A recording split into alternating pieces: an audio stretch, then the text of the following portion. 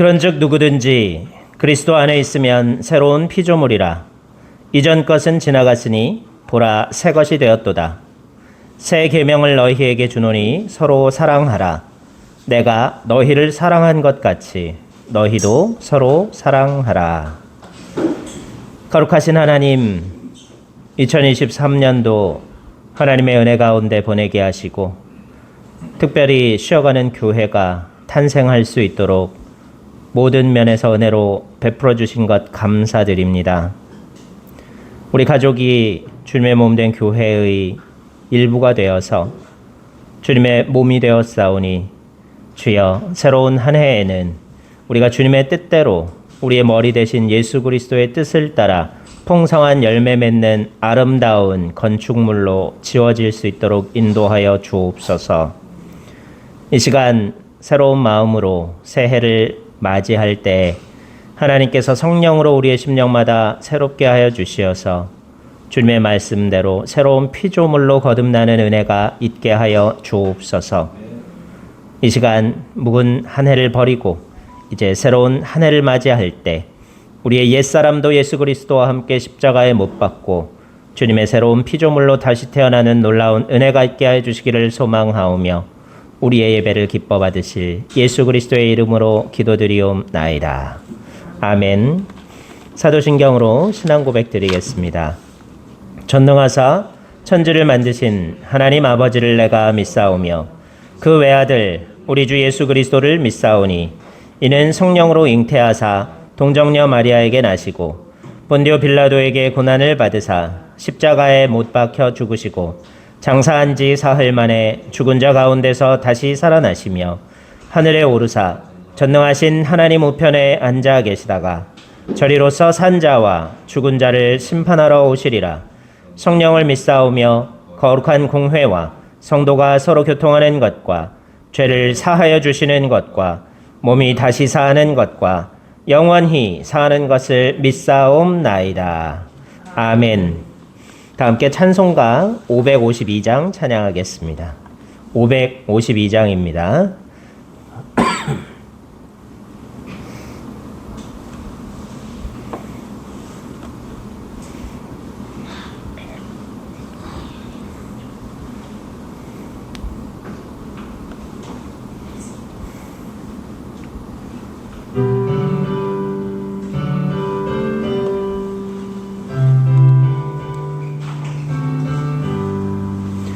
아침 해가 돋을 때 만물 신선하여라.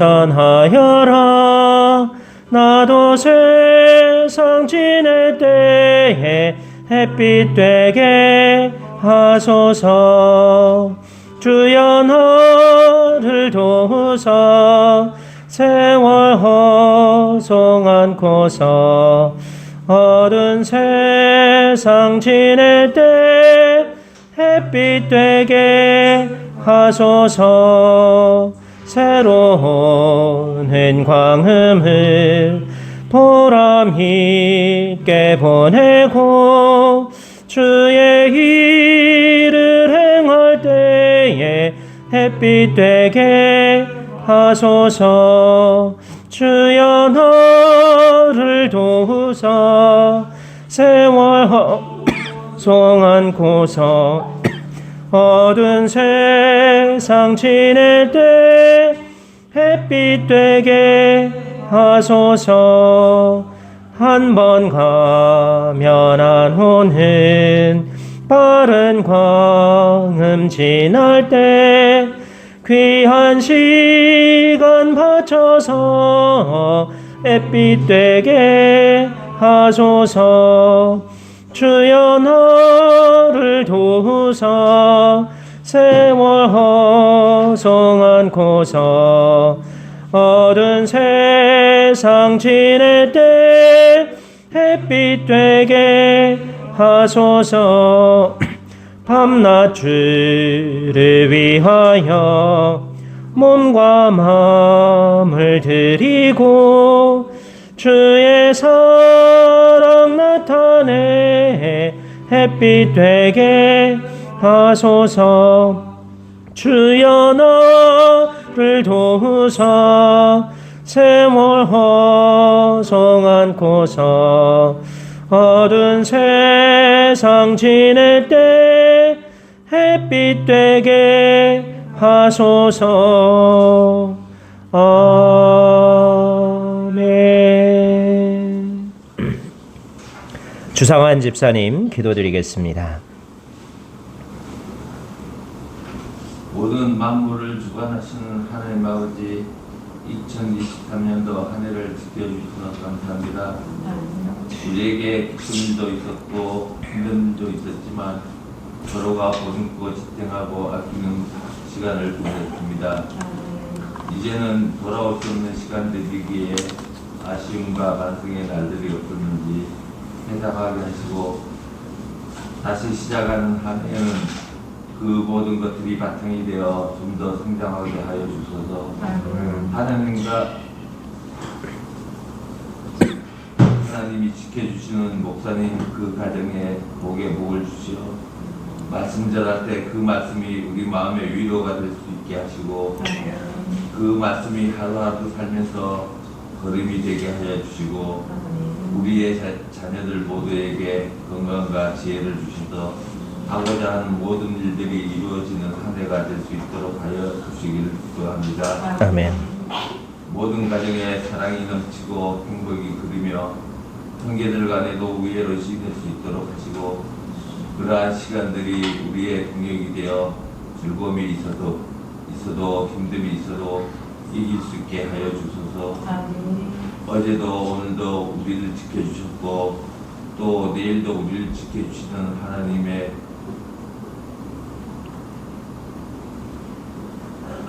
이름으로 기도합니다. 아멘. 이 시간 하나님께서 우리에게 주시는 말씀은 신약성경 마태복음 3장 16절에서 17절까지의 말씀입니다. 신약성경 4쪽 말씀입니다. 마태복음 3장 16절과 17절 말씀 봉독해 드리겠습니다.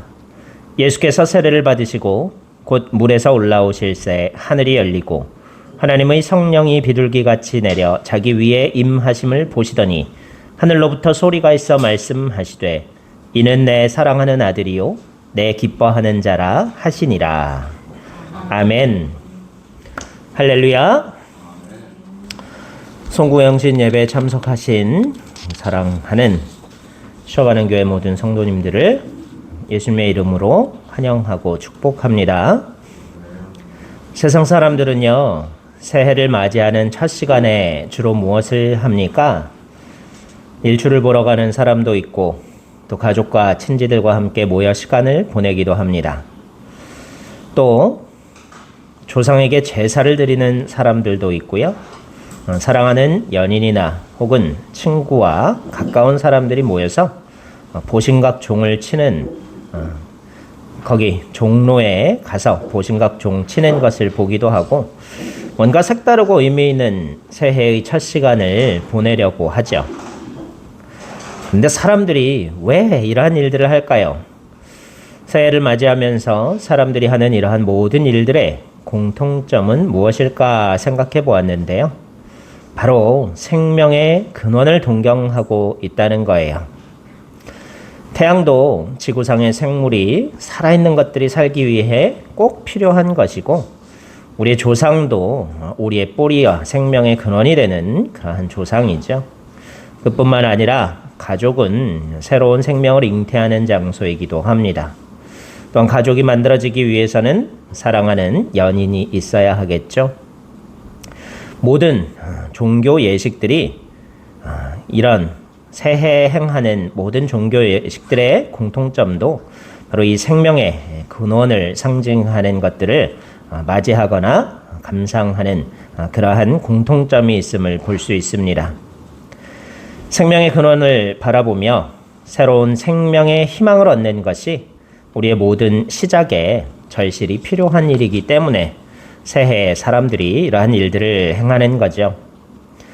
그렇다면 예수님을 우리의 구주로 영접하는 우리 그리스도인들은 어떻게 한 해를 시작하는 것이 올바른 그리스도인들의 시작이 되겠습니까? 우리의 구원과 희망이 되시는 예수님의 공생애의 시작이 어떻게 이루어졌는지를 우리가 함께 묵상하면서 올바른 그리스도인의 시작이 무엇인지 함께 말씀의 은혜를 나누고자 합니다. 오늘 본문 말씀을 보면 알 수 있듯이 예수님께서는 3년이라는 짧은 공생의 기간을 세례를 받으심으로써 시작하셨던 것을 볼 수 있어요. 어떤 신학자들은 초대 교회 시대에 누구에게 세례를 받았는가 하는 문제로 교회에 분열이 생긴 점을 들면서 세례가 그저 단순한 종교 의식일 뿐 커다란 의미는 없다라고 주장하기도 합니다. 하지만 이것은 잘못된 생각입니다. 하나님께서는 예수님께서 마리아를 통하여 잉태되시기 이전에 이미 예수님께 세례를 베풀 세례 요한을 잉태하게 예비하셨던 것을 볼 수 있어요.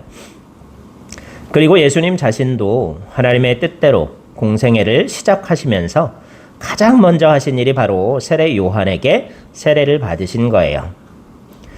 뿐만 아니라 출애굽 사건에서도 세례의 중요성을 우리는 발견할 수 있어요.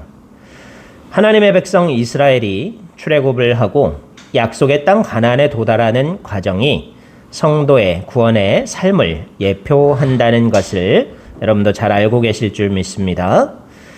이스라엘 백성이 애굽을 떠나서 가장 먼저 경험한 사건이 바로 뭐였을까요? 하나님의 기적으로 갈라진 홍해 바다를 건넌 사건이 바로 세례를 상징하는 사건이었음을 깨달으시기 바랍니다. 더 재미있는 것은요, 하나님을 믿는 하나님의 백성들, 성도들 뿐만이 아니라 우리가 살고 있는 지구도 세례를 받았어요. 지구가 어떻게 세례를 받았을까요? 사람이 엄마의 뱃속 양수에서 잉태되어 태어나는 것처럼요, 원시 지구도 창세기 1장의 기록처럼 수증기로 뒤덮인 채 세상에 태어났다는 거예요. 과학자들이 요즘 뭐라 그래요? 빅뱅이라는 폭발, 거대한 폭발이 우주의 시작이다라고 이야기하면서 그 폭발로부터 여러 가지 스스로 빛을 내는 항성과 그리고 그 주변을 도는 행성들, 그런 것들이 탄생했다라고 얘기하는데요. 그래서 이 행성들도 초기에는 아주 뜨거운 용암 덩어리 같이 펄펄 끓는 뜨거운 덩어리 상태였다라고 이야기합니다. 지구상의 중력에 사로잡혀 있는 모든 바닷물과 빙하와 강과 그 모든 물들이 지구가 다 뜨거운 덩어리, 용암 덩어리였다면 어떻겠어요? 물로 용암과 같이 있을 수는 없었겠죠. 다 끌어올라서 지구의 중력에 갇혀서 수증기로, 두꺼운 수증기로 지구 둘레를 덮고 있었다는 거예요. 여러분, 지금 올 때 안개 껴있는 거 보셨죠? 바로 앞도 잘 분간하기 힘들 정도로 진한 안개가 있어요. 그리고 구름이 진하게 끼고 비가 내릴 흐린 날에는요, 한낮에 우리가 제대로 바라볼 수 없는 물이 다 그대로 있고 강물도 그대로 있는 상태에서도 하늘에 수증기가 조금만 더 먹구름이 끼면 태양빛도 잘 보이지 않을 텐데, 지구상에 있는 모든 물이 수증기 상태로 지구 대기권을 덮고 있었다면 빛이 한 점도 들어올 수 없었겠죠? 창세기 말씀은 이 사실을 정확하게 설명하고 있어요. 창세기 1장 2절 말씀을 보면요, 땅이 혼돈하고 공허하며 흑암이 깊음 위에 있고 하나님의 영은 수면 위에 운행하시니라 라고 말씀하시는 것이 바로 원시 지구의 모습을 표현하고 있는 거예요. 이렇게 수증기, 곧 물속에서 태어난 지구도 인간들이 타락한 이후에 노아의 홍수 사건으로 재시스m의 두 번째 세례를 받게 된다는 거예요. 이것이 바로 지구가 받은 죄시스m의 세례예요. 우리 그리스도인들도 엄마의 태속 양수 속에서 첫 생명이 태어나죠. 육체의 생명이 태어났다가 그리스도인으로 하나님의 영의 생명을 받아 다시 태어나는 의식이 바로 이 세례라는 중요한 의식이라는 거예요. 이러한 사실들을 통해 알 수 있듯이 세례는 단순한 종교의식 이상의 신비와 비밀이 있어요. 그것은 하나님께로 나아가는 신비의 관문이며 믿음의 시작을 나타내는 비밀의 문이기도 합니다. 물은 더러움을 씻는 것 외에도 여러 가지 신비로운 효과들이 있어요. 우리의 생명이 탄생하는 장소인 동시에 물에 빠지면 죽는 죽음의 장소이기도 하죠. 모든 물질을 녹여서 섞기도 하고 모든 생명 있는 것들의 에너지 대사를 매개하는 것이기도 합니다. 그래서 모든 생명 있는 것들은 물이 없이는 살아갈 수가 없어요. 사람 몸에 물이 몇 프로가 있을까요? 맞았어요. 70%가 물로 이루어져 있기 때문에 지방이나 단백질은 절반 이상을 잃어도 살아갈 수 있지만 우리 몸의 물은 단 10%만 잃어버려도 결코 생명을 유지할 수 없습니다. 이처럼 물로 세례를 받는다는 데에는 죄를 씻는다는 의미뿐만이 아니라 다른 많은 신비로운 비밀들이 포함되어 있는 거예요.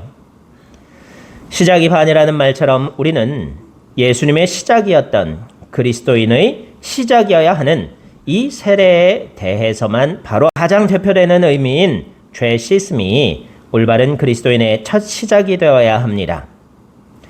온전한 회개가 바로 우리 그리스도인들의 새로운 시작이 되어야 한다는 거예요. 신약 성경이 쓰여진 그리스 원어로 회개는 메타노이아라고 합니다. 이는 변화를 뜻하는 메타와 머리 혹은 마음을 뜻하는 노이아라는 단어가 합성된 것입니다. 그러므로 진정한 회개는 무엇을 뜻합니까? 우리의 마음을, 생각을, 정신을 바꾸는 것, 우리 삶의 원리, 그동안의 패러다임이 전적으로 변화하는 것을 참된 회개라고 성경은 말합니다. 우리가 죄에서 돌이키기 위해서는 먼저 죄를 깨달아야만 하죠. 성경은 로마서 6장 23절에서 죄의 삭은 사망이다 라고 우리에게 말씀하십니다. 예수님을 통하여 죄 씻음과 구원의 은혜를 얻지 못한 모든 사람은 죽을 수밖에 없습니다. 세상 기준으로 제 아무리 선하고 의롭게 산다 하더라도 결코 죽음을 피할 수 없기 때문에 그리스도의 죄사함과 구원이 없는 모든 것이 죄일 수밖에 없다는 사실을 깨닫기를 소망합니다. 그러므로 이전의 모든 것을 부인하고 오직 주께로 돌이키는 것만이 진정한 회개입니다. 제가 21년 동안 살았던 일신연립이라는 연립주택이 있었어요. 지금 부모님 살고 계신 한일 외나이 아파트로 재건축될 때 보았는데요. 수많은 아름다운 추억이 초등학교 6학년 때부터 고등학교를 졸업한 이후에까지 아름다운 추억이 서려 있었던 아늑했던 삶의 공간이 쓸모없는 철근 콘크리트 조각으로 삽시간에 부서지는 것을 바라보면서 아주 마음이 아팠던 기억이 납니다. 그렇지만 새로 지은 아파트에 입주하고 나니까 그 모든 상실감은 다 사라져버리고 새 집이 주는 기쁨으로 마음이 벅찼습니다.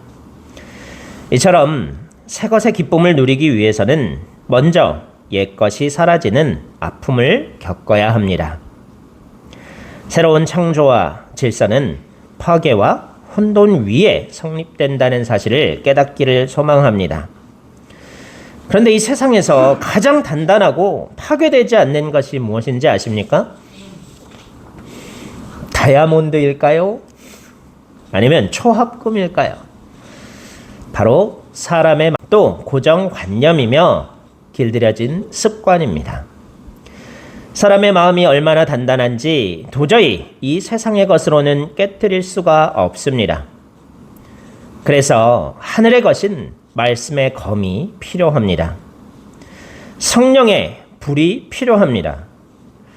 우리 마음이 말씀의 검으로 심령 골수까지 찔러 쪼개지고 성령의 불로 녹아내려야만 비로소 하나님의 새 창조가 임할 수 있습니다. 예수님께서는 말씀을 받는 우리의 마음을 밭에 비유하셨습니다. 딱딱한 밭, 굳은 밭에는 아무리 좋은 씨앗을 많이 뿌린다 해도 결코 싹이 나지 않습니다. 쟁기로 갈아 엎은 부드러운 땅에서만 말씀의 씨앗은 싹트고 자라나 열매 맺을 수 있는 것입니다. 예수님의 말씀대로 우리의 옛사람이 십자가와 함께 죽고 옛 마음, 처음 하늘과 처음 땅이 파괴되고 사라질 때 하나님의 새 하늘과 새 땅의 기쁨을 비로소 누릴 수 있게 되는 것입니다. 하나님께서는 예수께서 세례를 받으시고 물 위로 올라오실 때 이러한 음성을 들려주셨습니다.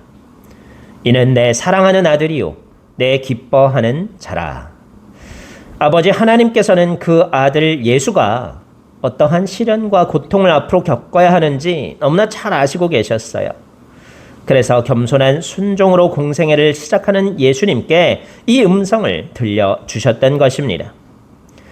하나님의 아들이시며 하나님이신 예수님도 아버지의 사랑이 있어야만 힘겨운 십자가의 길을 감당할 수 있다는 것을 아셨기에 이러한 말씀을 들려주셨습니다.